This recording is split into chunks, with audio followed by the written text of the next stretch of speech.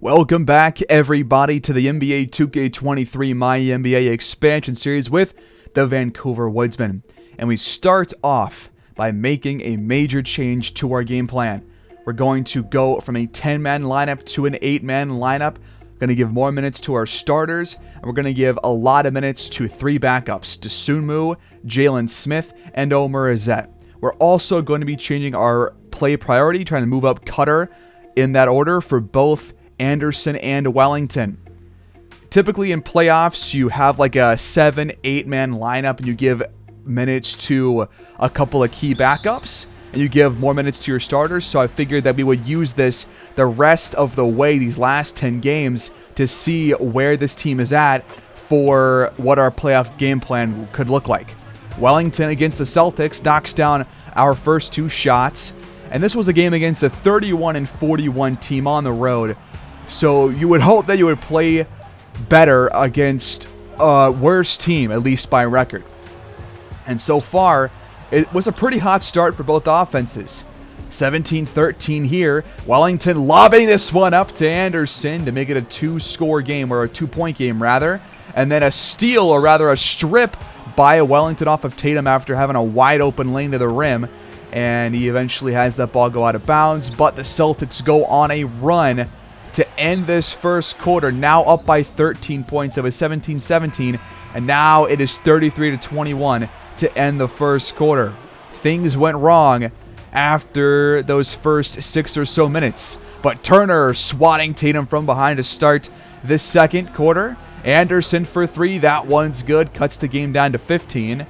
Still work to be done. Anderson challenging Tatum and putting in a tough bucket. Rozier fading away, blocked by Turner, but Michael McGee gets the board and gets the shot off, apparently before the buzzer goes off. Turner blocking that shot by Guzman. And then Jalen Smith loses the ball. Tatum up ahead to McGee. Easy layup. We're down by 12. Then in a 14-point game, Rivers, a really tough bucket, but he's flexing for no reason because he would miss the free throw. Wellington for 3, that one good, back to 12. Rivers cuts the game to 5 with 50 seconds left, and we go into halftime down 54-50.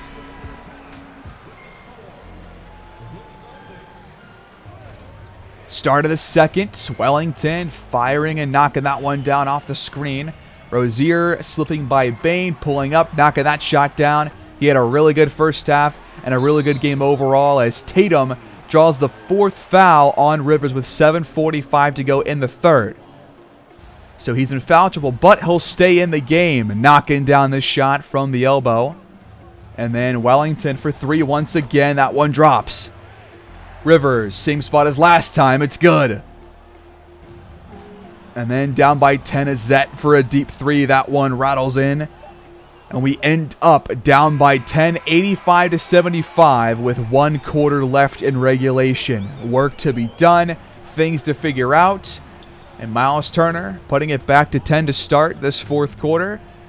Bane behind the back finds him at the rim. Turner scores again. Now a really bad shot by Bane, but Turner gets the offensive board, puts the ball to the court, throws it up, and scores for the 3rd straight play. But Rozier does not care. He knocks down a 3 in the corner, puts the game back to 8. And Bane will take this one up. He'll lob it up to Azette. Great pass. Great left-handed flush. Later on, 10-point game. Rozier not done just yet, knocking down that 3. It is now 89-102. Another corner 3 for Terry Rozier. That one goes in. And this was another drought by this offense. A 4.5-minute drought at the worst possible time. And the Celtics take this game 120-95 after leading only 85-75 after the first 3 quarters. So this game did not go as planned. Rozier drops 36 points on 13 for 17 shooting. Tatum drops 27. Michael McGee, 22 points. A couple of really big shots against us. And we got destroyed. Rivers, a double-double on 19 shots. Anderson, 16 points on 16 shots. Nobody played very well for us today. And, we are trying to go with this new lineup with Dosunmu, Bain, and Smith. Or Dosunmu, Smith, and Azette, rather, coming off the bench together, getting starter level minutes. And it did not work this game, but I still want to see what happens the rest of the way because it gives us good insight into how the team might play in the playoffs. So we're going to stick with it. Not going to let one game throw at everything we're trying to do to the win or anything like that. So let's move ahead. And that brings me to the league leaders in assists. I checked this in my own time. I checked the top 10, and I found one tendency that I think might be pretty much the deciding factor in the guys who are going to get those high numbers of assists per game. And this tendency is called dish to open man. And I did this because I wanted to see, what kind of player are we supposed to be trying to draft to fit this role. I get that you have guys who can have really high playmaking, but just because they have high playmaking does not mean that they're actually going to do the playmaking. They can, but just because they have A+ or A or even A- does not mean that they will actually pass the ball. So we can find this tendency under, of course, the tendency tab, but you scroll a good ways down to about the 3/4 of the way down mark, and it's right here. Dish to open man tendency. This pretty much just means that he's passing the ball to a guy who is open because you want to get a good look at a shot. And the average for point guards is 60, and the rating for LaMelo is 70. For the next highest guy, Darius Garland at 60. For Luka, he's got 60. For Tyrese Halliburton, it's 50. And this is in order of assists per game across the entire league. So you are seeing it right here that the lowest you have out of the top 10 is around 50. The average is probably like 60 to 65. You got 55 here, 55 for SGA, 55 for Kyrie, 99 for Edward Carney. That is insanely high. De'Aaron Fox has 60. Steph's got 55. So you're pretty much trying to find somebody that has around 60. Now, what you're also going to look out for is the shot tendency. LaMelo has 99, so he's going to shoot a lot, but he will also pass the ball.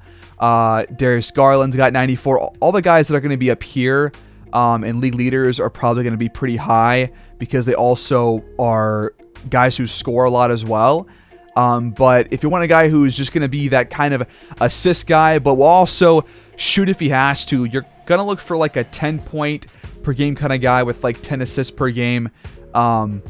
Those guys aren't very common, but Will Hollins is the closest thing to it if I can find him. Here he is, 10.4 points per game, 7.3 assists per game, and he played with a 61 shot tendency about, 24 minutes per game.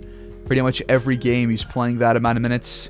So I think that for the future for this team, we're looking for a point guard that has a lower shot tendency and a higher dish to open man.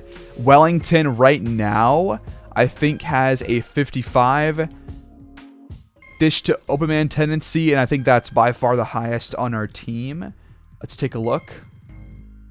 So right here, dish to open man tendency sorting by our team. Malachi Flynn has 55. Wellington and Azette each have 51. But they both also have high shot tendency. Wellington's is 68 and Azette is 69. So there's a pretty sizable difference there. And I think if Wellington had a lower one, then it would be okay. But 51's not terrible. That's why he does get a decent amount of assists per game. But also, once he gets more badges, he'll also be better at getting more assists because right now, I think his playmaking ones are, was it like 1 or 2 in total? Maybe it's 3.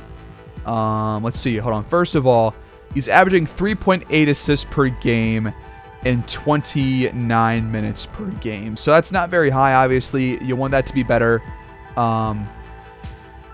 But he's got A- playmaking with 3 playmaking badges, but only... No, none of them actually involve passing. They are playmaking, but they aren't passing. So it's more so about dribbling than it is about passing here. So I think that in the future, we're going to look for a point guard for the upcoming seasons that has a higher dish to open man tendency, because that means that he'll pass the ball more. And hopefully we can get Will Hollins, because if so, I'll probably start him in place of Wellington, to be honest with you. I feel like it's important for our point guard to be a guy who's not going to shoot, but a guy that's going to rather pass the ball to our shooters, because we have several that can knock those shots down. Pretty much the entire starting lineup can knock down shots all over the court. So yeah, I just wanted to bring that up for a brief moment. We also will probably go over some prospects that I have added to my draft board prior to recording the episode. There are a couple of guys in here that do have that high dish to open man tendency, so we'll take a look at those guys. A couple of point guards on here. I don't want to draft the point guard again, but if we have to, we have to. It just depends on what we're looking forward to in free agency and what centers are available in this draft, which we will look at later on. So we'll come back to this towards the end of the episode. But back to this season, we're 42-31. We've lost 2 games in a row, coming off a blowout loss against Boston. We're trying to keep ourselves in the playoff spot. We're trying to keep ourselves out of the play-in spot. We still have a couple of leeway games here, but still got to watch out. And we're also tied with the Clippers right now for the 4/5 seed. Want to get above them to have a bit more of a cushion. So we're going to look to outclass them the rest of the season. But I did add Will Hollins and Sean Cartwright to the target list. These are 2 of the guys that have that are young and have the high dish to open man tendency, at least that I saw, that I liked. So we'll take a look at those guys later on. But we're going to sim all the way up until this game against OKC, and we'll go from there. So let's sim and see what happens with this lineup, with only Dosunmu, Azette, and Smith coming off the bench. So we sim 5 games. We go 3-2. We had a 2-point win and a 1-point loss. So 3-2. I think you take it with the final scores that you have here. So let's dive in and see what happened. So we once again took down Minnesota. They are 26-52. They're very, very bad. The entire game was off to a terrible start, an absolutely awful first quarter, 13-11. But after that, the Woodsmen caught fire, and we owned the rest of the way. We won by 25. Terry Perry, 20 points. Gobert, 14 and 10. The Woodsmen got 23 from Desmond Bane and 20 and 13 from Turner.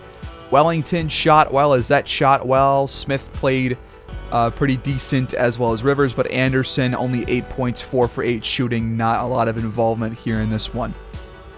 I cannot believe this game. We were up by 20 going into the fourth quarter. They came back and forced overtime, and we lost by 138-137, and Anderson dropped 48 points. He had his career high, his best game, 15 for 18 from the field. He also fouled out probably at the start of OT. He had 6 fouls, but this was a career high for him, and it comes in a 1-point loss in overtime. This was a fantastic game, and we end up losing. LaMelo Ball has the season record with 60 right now, but 48 is incredible. Desmond Bane had 20 points, 5 assists, 4 steals, but 8 for 23 from the field. What's happening there? Rivers played pretty well, a double-double there for him. Dosunmu played well. Turner had 5 blocks and 15 points. Nothing to scoff at there. Wellington, though, 1 for 8. Smith, 1 for 6. The Trailblazers had 35 from Anthony Simons, 23 from Cam Johnson, and we lose by allowing them to shoot 55%. We had to have won this game. I'm sorry. You cannot blow a 20-point lead in the fourth quarter and also just ruin this game for Anderson, man. What a joke of a performance here. We bounced back by taking down the Grizzlies by 17 points. We had a really strong third quarter, which kind of pushed us to that win. We outscored them by 21 in that quarter. Bane drops 30 points against his former team. Anderson drops 27 to continue his Nice level of play after that 48 bomb last game. Rivers, 15 and 14. That's 3 straight double-doubles by him. Also a thing to keep track of. Wellington, 13 points on good shooting. Dosunmu, not a good day today. Smith also just 2 for 9. But the Grizzlies had 23 and 10 for Ja Morant, 14 for McClaw, Dinwiddie, and Roddy. But the Woodsmen shoot 49% and hold them to 42% to win the game. And then the Woodsmen came back in the fourth quarter to win by 2.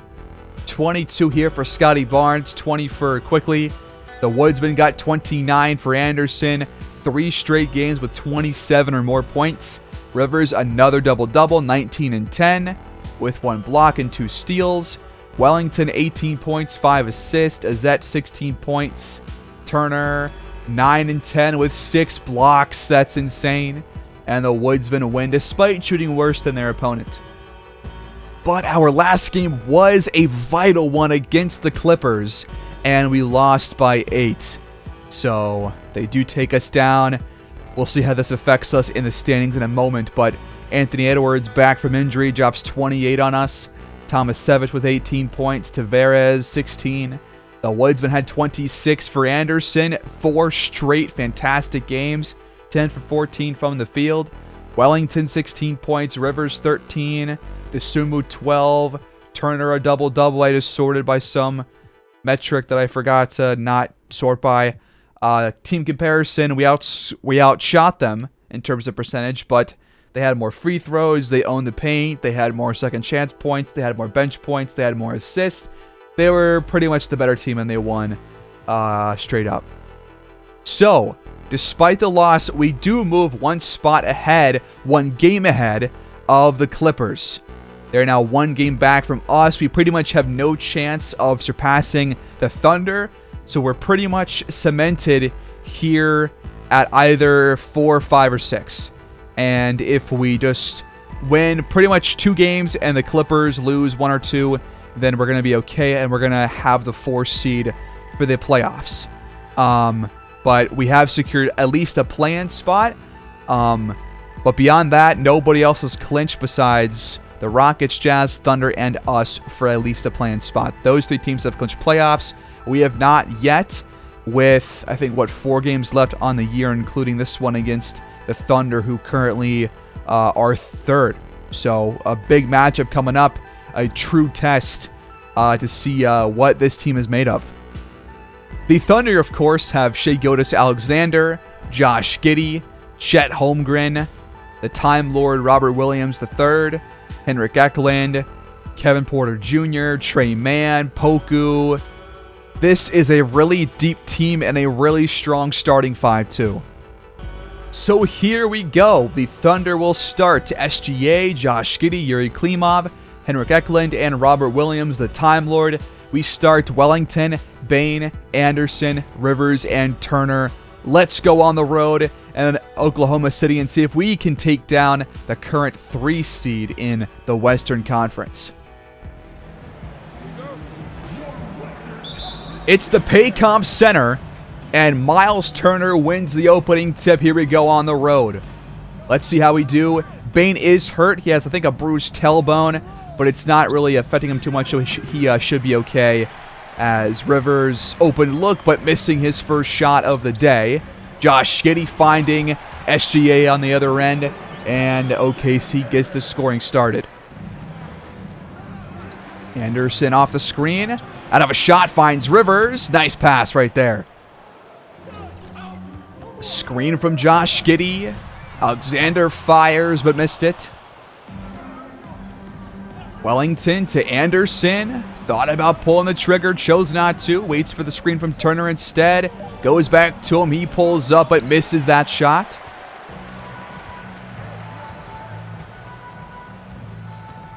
Alexander, nice find. The Time Lord right at the rim. Wellington takes it down low, wants to challenge Eklund, and he actually draws the foul on him. It's the first on the Thunder. First free throw is up and off.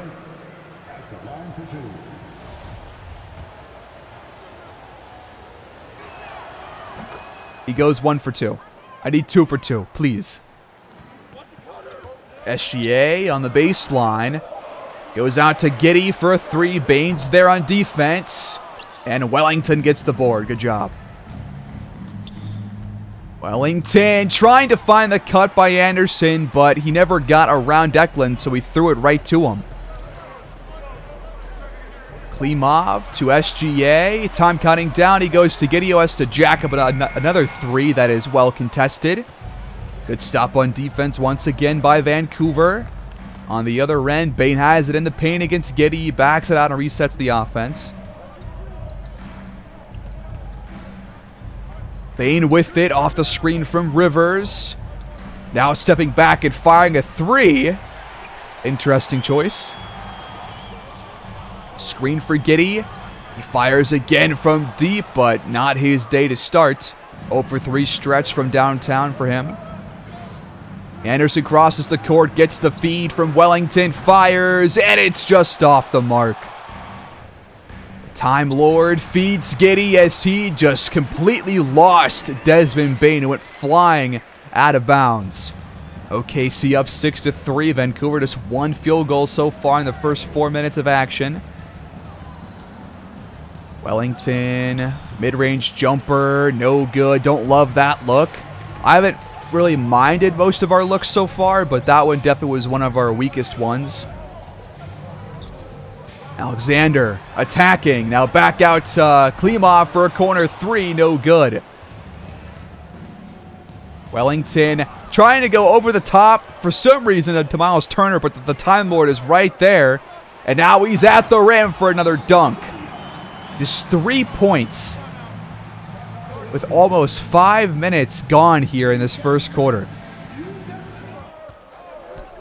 Anderson has a lane, slips inside and scores. That's his first bucket.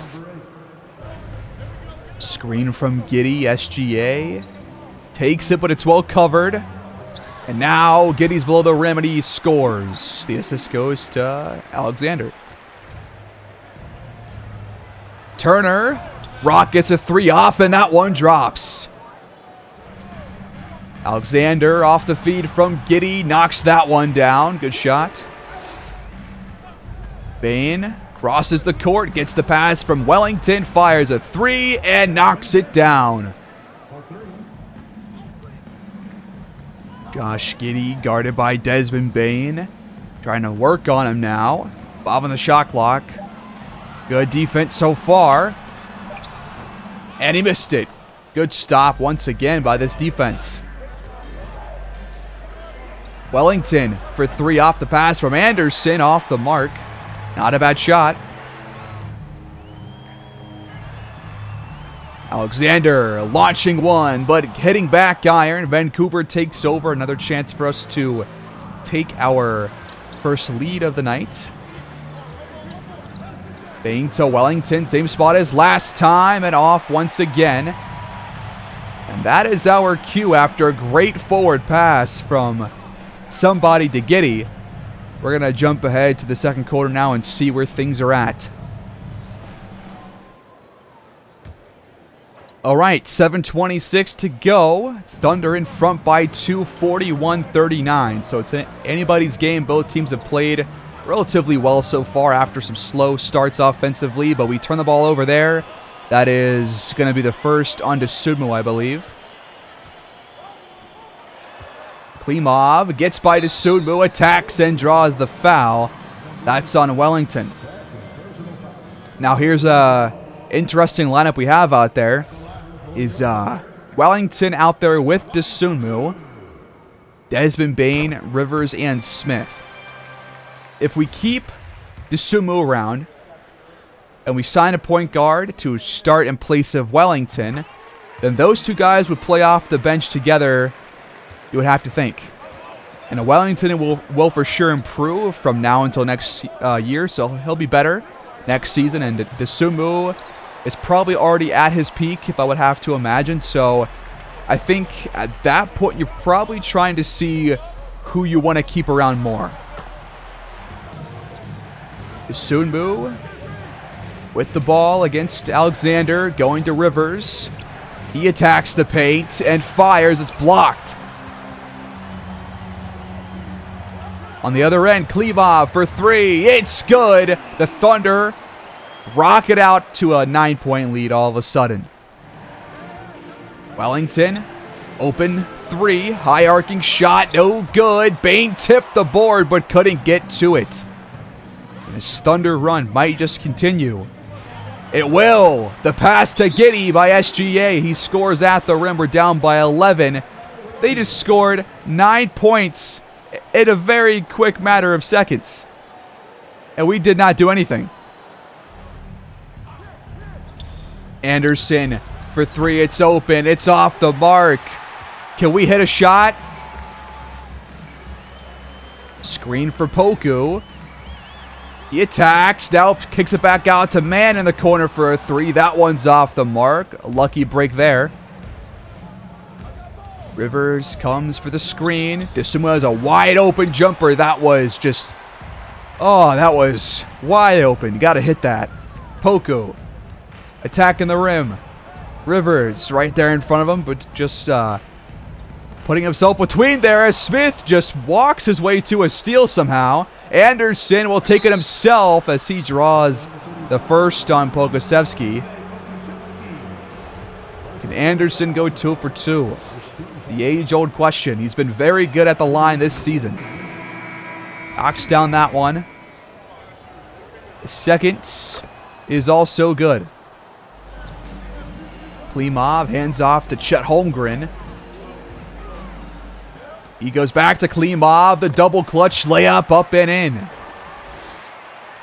They've shot 61% to our 52. We've shot well, just not as well as they have. All right, so Azette has checked in place of Jalen Smith as Wellington misfires again. Just not a good shooting day to start here for him in Oklahoma City. But I guess Rivers right now is playing center. We got Anderson playing power forward, and then we have Azette at small forward, and so on and so forth. So down by 11, trying to make things happen. Anderson cuts, missed the dunk. That's got to go in. We've scored 2 points the last 4 minutes. And now they're going to be up by 14 because he's going to hit this free throw. Good grief. Turner checks in. Desumbu takes a seat. Rivers back to power forward. Azette to shooting guard. The free throw is good. We're down at 55-41. Still no field goals since before we jumped in. Azette to Rivers. And he steps out of bounds. OKC takes over. Unreal. Klimov. Kevin Porter Jr. for three. No good. That was an open look. Anderson crossing the courts. Wellington doesn't find him all the way over there. Now Turner's got the ball. He hands off to Azette. And now he will go back to Anderson for a three. Not a bad look, but it's off the mark. Not even he can hit a shot right now. Still no field goals in the last 4.5 minutes for us. We got under 3 until halftime. Just like we just jump in after a good start to the game, and now it's just bad. Klimov, open look. That one is good. How did this happen so quickly? Why, right when I jump in, does this happen to us? I don't know. Rivers for three. You can tell by the immediate arc of the shot if it's going to go in or not, because they're always just super high arcing. Trey Mann, that one's good. I can tell. See, look at this. It's a 20-point game. What is going on with this team, man? I don't want to yell. I don't want to be upset, but, I mean, goddamn, it was 39-41. This can't be real. Rivers fading away. Off the mark. We're going to seriously finish the first half with no field goals the last 7:26 of the half. That is insane. Now we got KPJ getting by Rivers. How? Just stay in front of him, please. I just want to win a game. All right. What happens here? Anderson for 3 on the move, missing the rim entirely. Oh my God, man. He's only got 6 points. They just got the lob to Chet Holmgren. Can I get a run update? What is it, like 24-2? Anderson to Azette, wide open 3, top of the key. Missed it. Loose ball foul on Rivers, his 4th of the half. Have we ever gone on a run as good as they're on right now? Have we ever gone on like a 24-2 run? I don't think we have. I just can't picture this team doing that to another pro team. Anderson, though, in the paint, drawing a foul. We're about to get our first points since his last free throws right here. Still no field goals. The first free throw is up and good. And he missed it. A 93% free throw shooter misses that. Really? All right. Last shot of the half for OKC is an air ball 3 by Porter. So we'll take over down by 23. All right, last shot of the half. Do we get a field goal? Probably not, because it's Herb Jones shooting. Yep. 65-42 is your halftime score. It was 39-41 when we jumped in. And we scored no field goals that last 7.5 minutes. And only 3 free throws. That's pretty good. Start of the third quarter. I just have to see more at this point. I gotta watch more of the starters, man. Gotta see if we can put anything together in the first 7 or so of this third quarter. Because if we can't, the game's over. Alexander goes 1 for 2 at the charity stripe. Rivers checks back in with 4 fouls. And we'll see how the starting lineup does the rest of the watch time for this quarter at the very least. Wellington firing, knocking down a shot for once. After a slow start, maybe that will help him find his rhythm. Alexander, baseline, steps out of bounds. Vancouver takes over. Anderson, gonna be a play for him, and Eklund read the play once again. That same cut play goes the same way, and Klimov takes it to the house. Jesus. Anderson with the ball. Rivers the screen. Anderson fires and knocks it down. Giddy to SGA. Tough shot. Good defense there by Wellington. Good stop. Anderson on the other end for 3. Knocks it down. Okay, we got something here. Hopefully. Screen. Giddy finds SGA there on the cut. That's just a nice play call right there. Rivers with the ball. Going to Anderson, but he is well guarded. He finds Bain, who's left wide open, but the 3's off the mark. You have to start hitting some shots right now, man. And now Giddy just flying to the rim. Bain too slow to catch up. It's back to 23 like nothing ever happened. Rivers to Anderson. Great cut. But he waited way too long. I love you, Anderson, but you took so long to shoot that. Just turn around. Or just don't even spin. Just keep going. That should have been free points, man.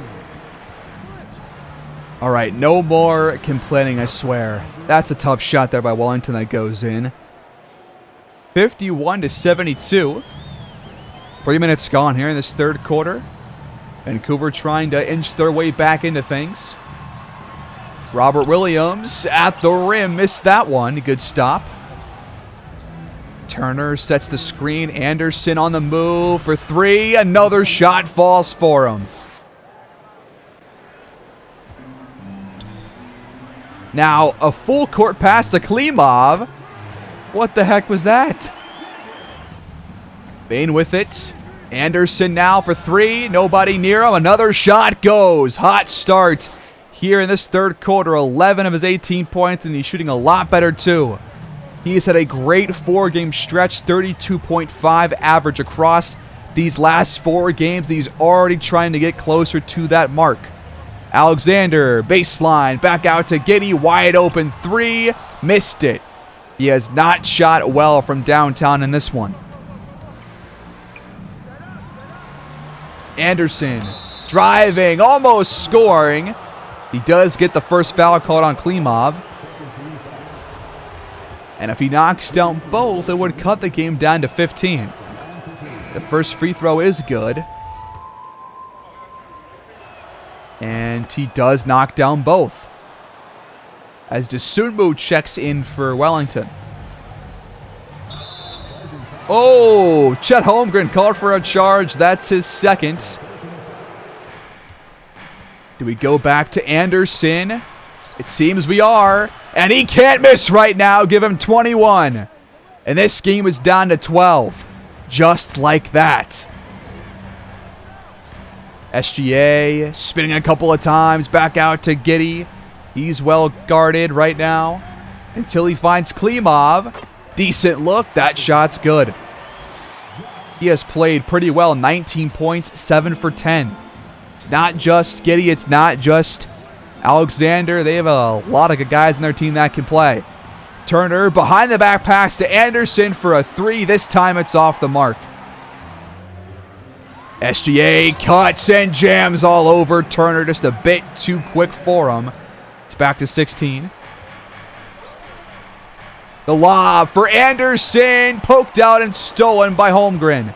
Bain tried to find him. Ended up just sailing the pass. Just not a good idea. Just in traffic amongst the trees too.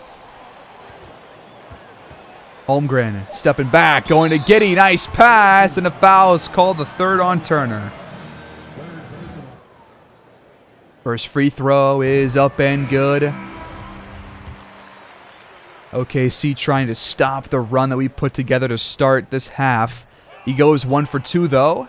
Lucky break for us, and now we can hopefully push this. Azet passed up the three, finds Smith, and he scores. Holmgren the screen. Porter a wide open shot. Holmgren gets the board and can't put it back in. Azet spotting up, knocking it down. Nice shot. Back to 12. Under 5 to go in the quarter. Giddey spotting up, knocking that one down from the mid-range. He's got 11. OKC up by 14. Game's not over. Plenty of time left. We actually have played better this half than I thought we would. And let's jump ahead onto the fourth and see where things are at as Rivers is blocked for the second time in this game. Well, guys, I simcasted to about the 8-minute mark of the fourth quarter. Turns out they outscored us the rest of the third. We did not play as well as I thought we were going to. And now we're down by a lot. And the game is pretty much over. So we're going to just get to the end of things. There's no hope for us to win this game. And we score below 100 points again in a watched game. It's the second time that we have watched and gotten blown out with this current game plan that we have. So that's not a good sign. 127-91 is your final score. Because of course it is. Trey Mann, 23 points. SGA, 22. Klimov, 22. Holmgren, 20. Giddey, 16, 8, and 11. The Woodsmen had 28 from Anderson, 9 for 20 shooting. A very big second half, but nobody else played well whatsoever. This was particularly an embarrassing second quarter and fourth quarter. We did not watch the fourth quarter. Man. Yeah, the defense was bad. The offense was bad. The cracks are showing here. These last few episodes quite prominently. Very much more so than they were at the start of the season. So 2 watched games, 2 blowout losses. We're not where I thought we should be at this point in the year. We have 3 games left. Let's sim through them and see where things are at. Actually, let's sim through these first 2 and see where we're at. We beat the Suns. We beat the Lakers, both pretty handily. And now we're 47 and 34, which is our best year of pro basketball in Vancouver in history. So that's nice. We've already made history with this team. We have clinched playoffs. We're not a play-in team. I think, clinch the 1 seed, or not 1 seed, the 4 seed if we win or the Clippers lose. So that's what we're headed towards here. But prior to this game against the Rockets, we took down the Suns, who are 41 and 40. Anderson drops 23. Wellington drops 20, Bain 16, Smith 16 and 10, Azette 12. The Suns had 24 from Herbert Green, 14, 8 and 6 from Copeland, but we come out on top despite shooting 44%.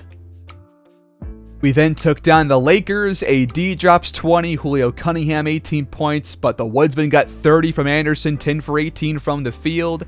Bain drops 24, 10 for 17. 20 for Azette, 7 for 9. Rivers, 17 and 10, 6 for 10. Pretty much all the guys that played meaningful minutes played pretty well, except for Wellington, but he did have 6 assists, so that's nice to see. Nobody played poorly, though, and we won this game pretty handily. Really good game by our team in this one. And we actually won't know the score of the Rockets game until after all the awards and stuff because of how the simming works. So, actually, no, if we sim with Simcast, we might be able to. So, let's do that. The Rockets are a very good team. Let's see how this game goes. First quarter, we actually outplayed them. Second quarter, back and forth, and it's tied at halftime. Third quarter, the Rockets coming out swinging, but Vancouver making things interesting. Ends up a 1-point lead for the Rockets, who are now up in the fourth quarter. And they're pulling away at the end of this game. And they will win by 11 points. In this game, Desmond Bain drops 27 points, 9 for 14 shooting. Anderson 22, albeit on 5 for 14 shooting. Azette had 15. Rivers had 13 and 7. Desunmu had 12. But, you know, we lost. Kyrie, 30 points on 12 for 13 shooting. Are you kidding me? Jabari Smith, 23, 8 and 7. Great day for him. Jalen Green, 19 points and 7 assists. Yep, they're a better team. And that brings us to the awards. Your winner of the 2026 MVP is LaMelo Ball. 32 points per game, 7 boards, 11 assists, 2.7 steals. An incredible year by him. Calvin Gordon wins Rookie of the Year. The unanimous first overall pick. About 20 points per game, 11.6 boards. John Watts, 6th Man of the Year, 13.4 and 9. Evan Mobley is your depoy with 23 and 14, 1.5 steals, and 2.3 blocks. Lamont Porter is your most improved player, 14 and 6 in his second season. Steven Silas of the Rockets is your Coach of the Year. Joseph Jackson of the Rockets is your Executive of the Year. And that is it for the awards. But now for the All-NBA First Team. You've got LaMelo Ball, Luka Doncic, Giannis Antetokounmpo, Evan Mobley, and Nikola Jokic.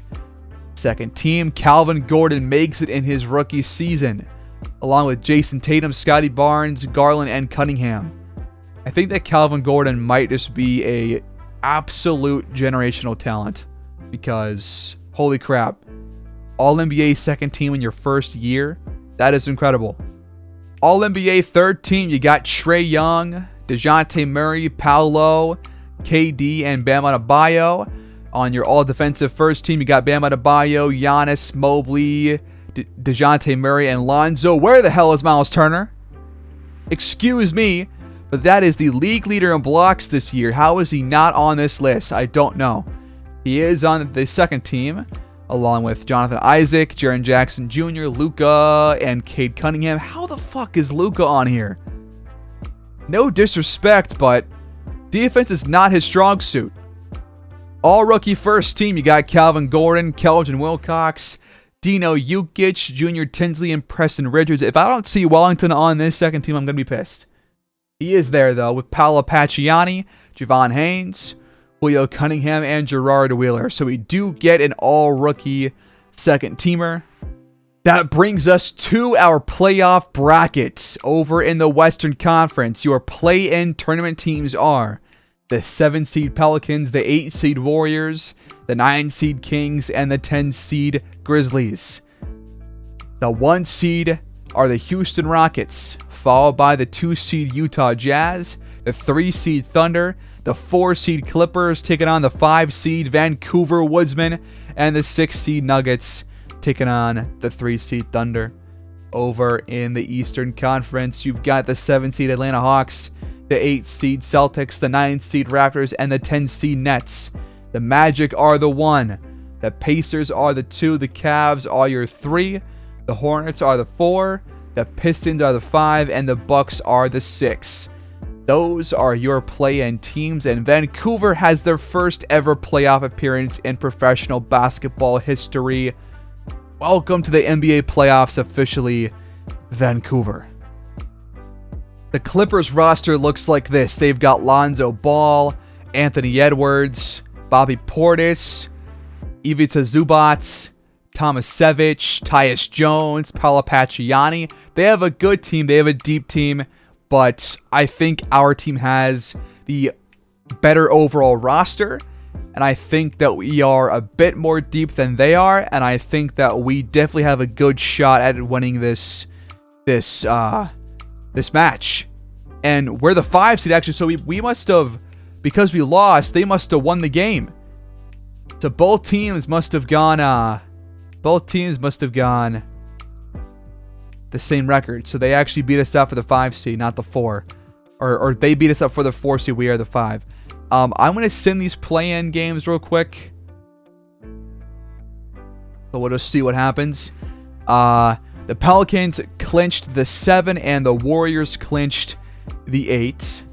Over in the Eastern Conference, the Hawks clinched the 7 seed and the Celtics clinched the 8. We will wrap up today by going through our draft board. I currently have 18 prospects on here. I'm not going to go too in-depth on most of them. I'll try and keep it pretty brief. But going to make this kind of part of the episode more of a usual thing for the end of the season episodes once we reach the postseason. So here we go. No particular order for these prospects. It's just an order of which I added them to our draft board. So let's get started. First, we have the unanimous first overall draft pick, Javon Davis, 22 years old, point guard, 6'2", 12 badges. He's got a inside and mid-range scoring, can knock down threes, playmake, is a good defender outside, good athlete, high IQ, high potential. He is the complete package. He's a good shot creator, nice shooting form, should be an all-star. He's a really good prospect. Then we have Daryl Wheeler, a 6'1" point guard, 21 years old, out of Chicago State.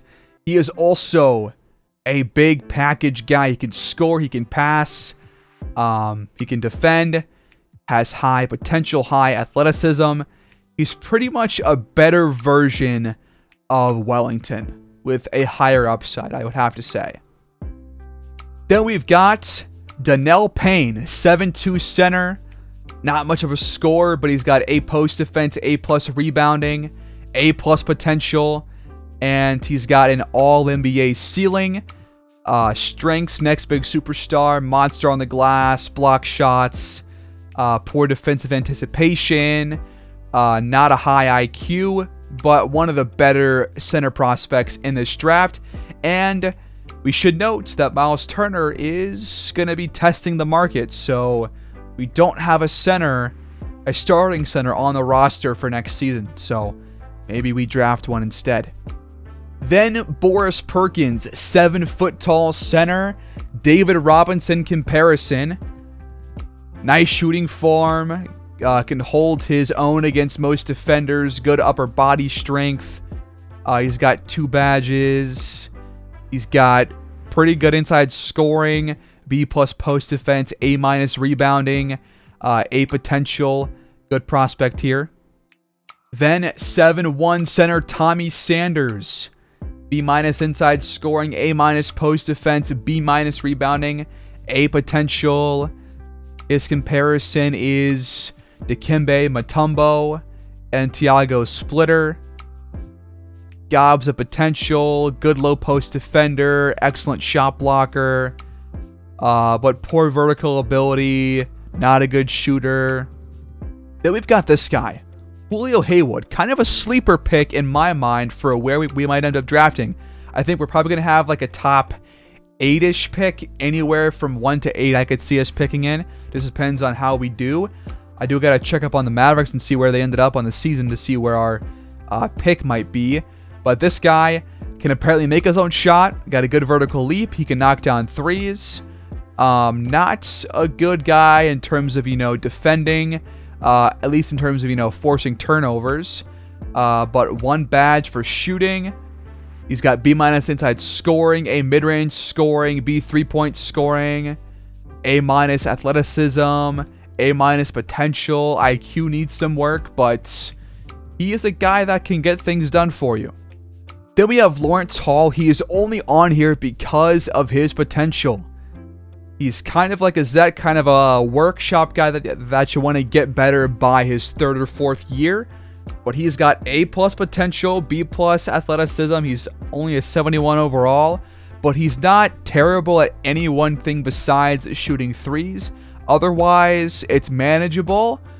But definitely needs some work. Probably won't play if he is drafted by us. I'm not taking him with our 1st round pick.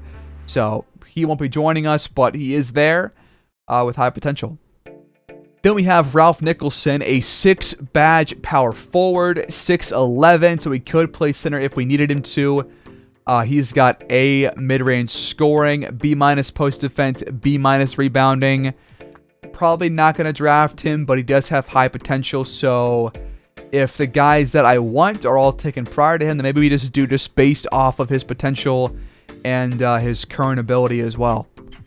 His comparison right now is Sabonis. So pretty good comparison, actually. I do like that. Then we have 6'7" small forward Owen Rush, ceiling of Bobby Jones, floor of Matisse Thybulle. He's got good reflexes, good shot blocking. He's got potential. Kind of a black hole on offense, won't pass too much, so probably not going to draft him if that's the case. I'm not trying to find a ball hog, to be honest with you.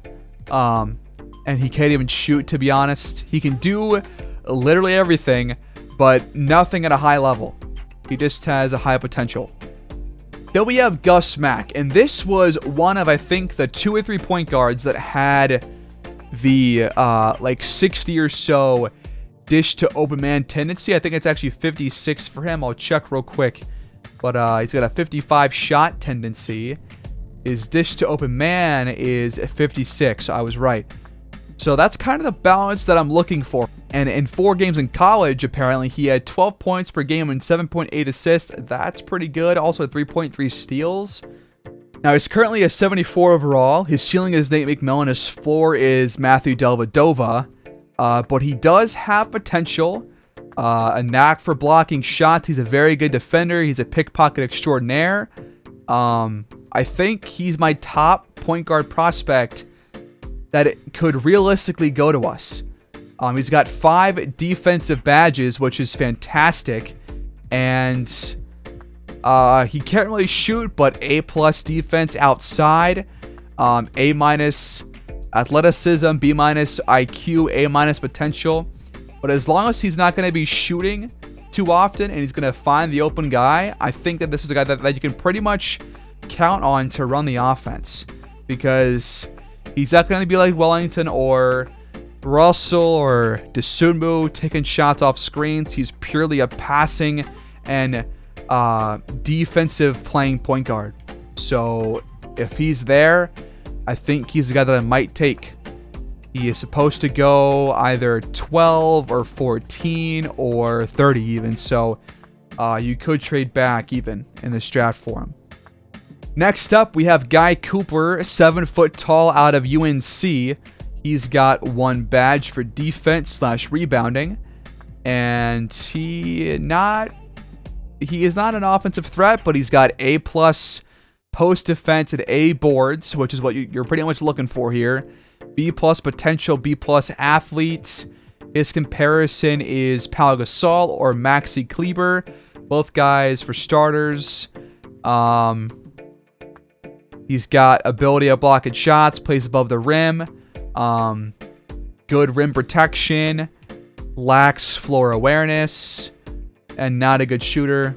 So, pretty much that defensive rebounding guy. And with Miles Turner like not scoring too often, you're pretty much not losing much offense besides the ability to knock down threes. But even then, he was taking like 1 or 2 shots a game from there anyways. So you don't really lose that much if you replace Miles Turner with a guy who's taller and gets more rebounds. You actually might gain more. So he could be an option. Then we have 6'8" small forward Ross Gill, 18 years old. Ceiling of Bill Bradley, floor of Darius Miles. He's a good finisher. He's got a good pickpocket ability. Could develop into a good player. He can only create looks for himself against the worst defenders. He's not very good at forcing turnovers, which kind of conflicts with his pickpocket ability. But what can he do? He can knock down the mid-range shot, can knock down threes occasionally. But he's not great at any one thing. He does have good potential, and he's not bad, really, at many things. So that's nice. Then we've got the 7 foot tall Jermaine Spencer. This guy cannot score at all, but he does have A+ post defense, B rebounding at 7 foot tall. Not a good athlete, but he does have high potential, a low IQ, a low overall, only 1 badge, and it's for rebounding. And his ceiling is Joakim Noah / all-star. Floor is Manute Bol / bench. He will progress as he grows and matures. He's a great shot blocker, a lot of heart when rebounding. He does not make good passes, tends to miss open shooters a lot. Not very agile and needs to work on shooting too. Then we have 7'1" center Oscar Adkins, 75 overall. Ceiling of JaVale McGee / starter, Bill Cartwright / starter. Good pickpocket ability. Gets the job done trying to post up. He clears the boards. Not the best athlete, not the best court vision. He's got 5 badges though, 2 for finishing, 1 for playmaking, and 2 for defense and rebounding. So this guy could actually be a top candidate. Could knock down the mid-range jumper, but I'm more so looking for the defense and the boards right now. He's got A- post defense, A rebounding at 7'1". That's going to come in clutch at 19 years old too. B+ potential. I think he's one of the top center prospects for us in this draft. He's supposed to go anywhere from 14 to 10 to 11. So pretty much right after our pick. Then we have power forward Bryce Reeves. He's 6'10", supposed to go late first round. No badges, probably won't end up taking him, but he's got B+ inside scoring, A- mid-range, B- post defense, B+ rebounding. Decent athlete, good potential. He's pretty solid. Ceiling is Jerry Lucas / All-NBA. Floor is George Johnson / starter. Gets to the rim with ease. Can get steals, can block shots, and no big weaknesses either. So he's not a bad guy to go after if you trade back for a late first. Then we have 6'1" point guard Damian Strickland, only really here because his dish to open man is also at 55, which I think is tied for the third or fourth highest. So he's one of the better passing point guards in the draft. The top guy actually had 99 dish to open man, but he's a 5'9" point guard. So he will not be playing for our team, that's for sure. But this guy, Strickland, ceiling of Steve Kerr, floor of Lou Williams, good shooting form, just looks smooth, has a smooth game.